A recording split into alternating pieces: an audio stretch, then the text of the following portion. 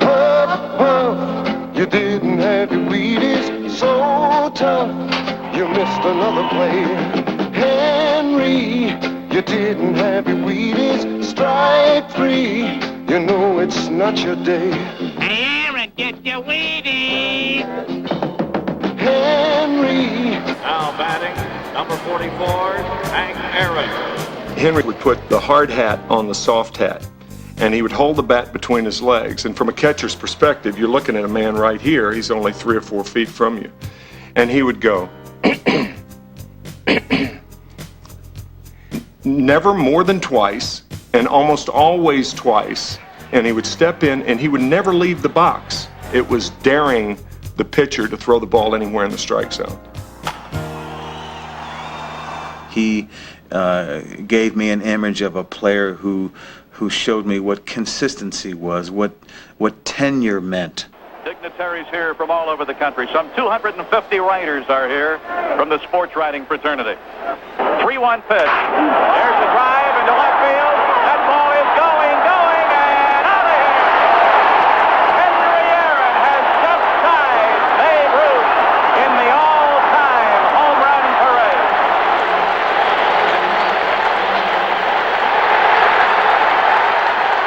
The crowd is up, as you would expect, a standing ovation. His teammates are there to greet him. A 3-run blast by Henry Aaron has tied the great Babe Ruth.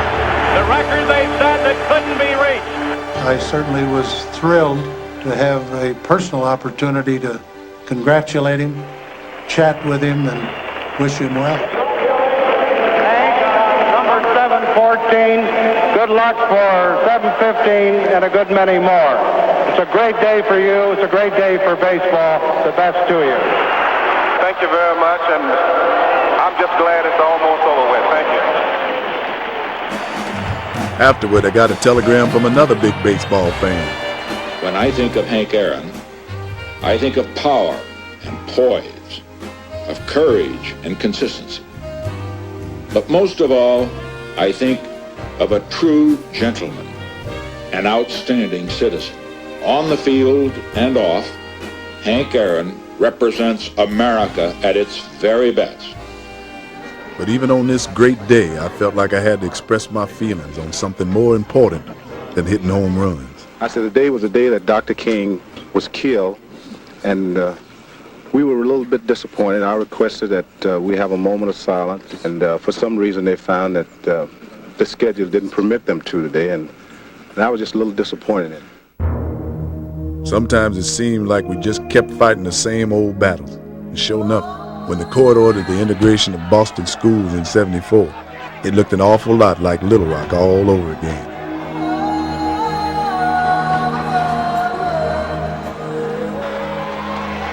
We came back to Atlanta, where I'd always hoped to break the record, and against my advice, Mama had decided to come up from Tolmanville. He said one thing about it. He said, I want some record of my own. He said, Babe Ruth got his record. I don't want his record. He said, I'm building a record for Hank Aaron. When the Braves play their home opener against the Dodgers, all eyes will be on Hammerin Hank Aaron, the greatest record in all. Well, the electricity was building up, and we recognized the pressure on Hank Aaron. And there was not only the thought of going down in history books, but there was the pressure of the racial interrelationship as well. I remember it being kind of a cold night, but the packed house included lots of celebrities. Pearl Bailey sang the national anthem. About the only one missing was the commissioner of baseball, who said something about not wanting to be a distraction. Mama said she wouldn't have missed it for the world. Oh, what a night. I'll tell you, that was the greatest thing in the world, but it was a scary thing.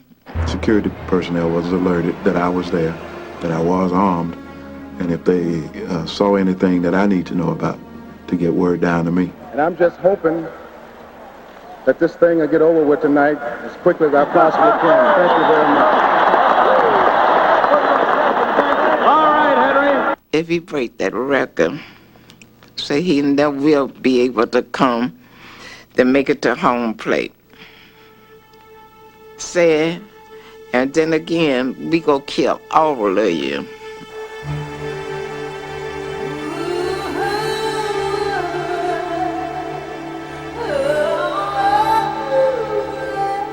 I tried to always approach it as a possibility, but in the back of my mind, I really couldn't come to grips with the fact that somebody would really do this just because of a record.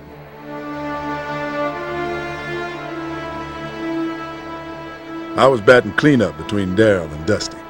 Business as usual. Henry walked through the clubhouse early and said, "I'm going to get it out of the way tonight, boys. Don't worry about it. This is the night."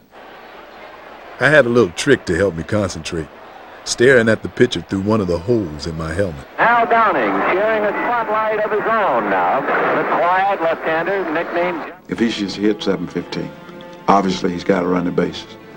We had told all the security personnel, don't please keep your eyes and mind focused to the stands. As Henry begins to walk up the home plate, the crowd gives him a standing ovation.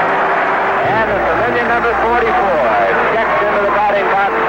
Joe Ferguson, mask on, but leaned over and evidently said something.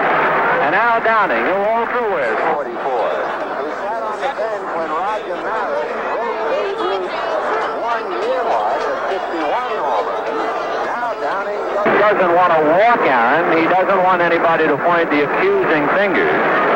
He's just trying to pitch his game. Downing checking, Aaron waiting. And the 3-1 pitch is outside ball four.